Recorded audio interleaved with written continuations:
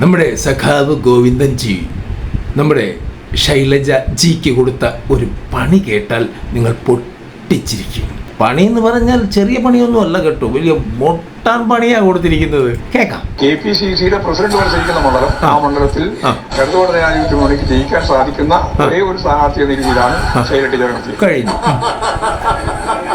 ഇനി എന്തെങ്കിലും അവർക്ക് ചെയ്തു കൊടുക്കേണ്ടതായിട്ടുണ്ടോ?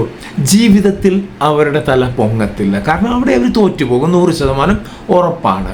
സീറ്റ് കൊടുത്തു, നിർത്തിയോ നിർത്തി, തോറ്റു. ഇനി എവിടുന്ന് വനിതാ മുഖ്യമന്ത്രി വരാനാണ്?